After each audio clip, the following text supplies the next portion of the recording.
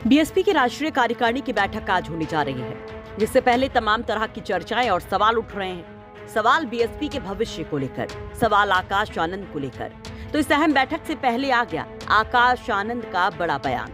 आकाश आनंद ने कह दी बड़ी बात। क्या बोले आकाश आनंद, वो हम आपको बताएंगे। लेकिन पहले ये जान लीजिए कि बीएसपी की इस बड़ी मीटिंग से पहले आखिर क्यों चर्चा में आ गए हैं आकाश। दरअसल 22 अगस्त को भारत बंद के बाद जब बसपा की राष्ट्रीय कार्यकारिणी की बैठक का ऐलान हुआ, तब कुछ सोशल मीडिया प्लेटफॉर्म्स पर चर्चा चली कि कौन होगा बीएसपी का अगला अध्यक्ष। चर्चा चली कि मायावती की जगह आकाश आनंद को अध्यक्ष घोषित किया जा सकता है। ये चर्चा और सवाल मानो आग की तरह फैलने लगे। बसपा के नेताओं की चुप्पी रही तो चर्चा और जोर पकड़ने लग गई।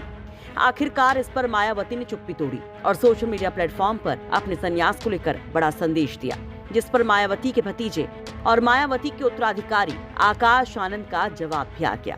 देखिए सोशल मीडिया प्लेटफॉर्म पर आकाश आनंद ने क्या लिखा। आकाश आनंद लिखते हैं, आदरणीय बहन कुमारी मायावती जी के नेतृत्व को लेकर कुछ जातिवादी मीडिया और पत्रकार फेक न्यूज छाप रहे हैं ताकि बहुजन मूवमेंट और लोगों में भ्रम फैलाकर वोट बटोरा जा सके। आदरणीय बहन जी ने मुझे बीएसपी व अम्बेडकरवादी मूवमेंट का अन्य राज्यों में प्रचार प्रसार की जिम्मेदारी दी है, जिसे मैं और पार्टी के स्टेट यूनिट अच्छे ढंग से कर रहे हैं। इससे डरकर विरोधी तमाम उलझुल की खबरें प्लांट कर रहे हैं। साथ ही आरक्षण पर इन विरोधी दलों की चुप्पी से SC/ST समाज बेहद नाराज है, जिसको भ्रमित करने के लिए ऐसी झूठी खबरें फैलाई जा रही हैं। तो आकाश आनंद इस तरह की चर्चाओं को घनघोर साजिश बता रहे हैं, विरोधियों का बड़ा डर बता रहे हैं। कह रहे हैं क्योंकि बेहतरीन काम से विरोधी डरे हैं। कह रहे हैं कि SC/ST रिजर्वेशन के मुद्दे से ध्यान भटकाने की एक कोशिश है।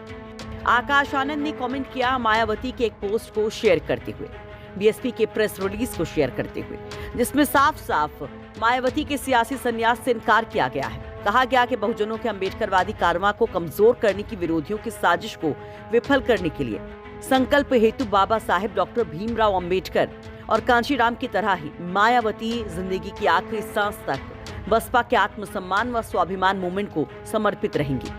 यानी कि सक्रिय राजनीति से संन्यास लेने का कोई सवाल ही नहीं। वहीं आकाश आनंद का भी जिक्र इसमें है, जिसमें कहा गया, जब से पार्टी ने श्री आकाश आनंद को मेरे न रहने पर या स्वस्थ विकट हालत में उसे बीएसपी के उत्तराधिकारी के रूप में आगे किया है, तब से जातिवादी मीडिया ऐसी फेक न्यूज प्रचारित कर रहा है, जिससे लोग सावधान रहें। आपको बता दें कि अभी कुछ दिन पहले आकाश आनंद तब भी चर्चा में आए थे जब लोकसभा चुनाव के बीचों बीच आकाश आनंद को चुनावी मैदान से हटा दिया गया था। यहाँ तक कि उनसे उनकी तमाम जिम्मेदारियों से भी बेदखल कर दिया गया था। तब तमाम तरह की चर्चाएं चली कि आकाश आनंद, जो अपनी चुनावी सभाओं में ताबड़तोड़ तरीके से विरोधियों पर हमलावर थे, जिसे काफी पसंद भी किया जा रहा था, उस पर मायावती ने क्यों बैकआउट किया। दरअसल 2023 दिसंबर में मायावती ने आकाश आनंद को अपना उत्तराधिकारी बनाया था। लोकसभा चुनाव में आकाश आनंद के भाषणों की काफी चर्चा रही और कई भाषण तो काफी वायरल हुए और काफी पसंद भी किए गए। और अचानक से बीच चुनाव 7 मई को मायावती ने आकाश को तमाम पदों से हटा दिया, उन्हें अपरिपक्व तक बता दिया। 23 जून 2024 को मायावती ने दोबारा से आकाश आनंद को जिम्मेदारियां सौंपी। अब ऐसे में आज की बैठक भी बहुत महत्वपूर्ण है। अब इस बैठक में क्या कुछ होना, चलिए वो भी आपको बता देते हैं।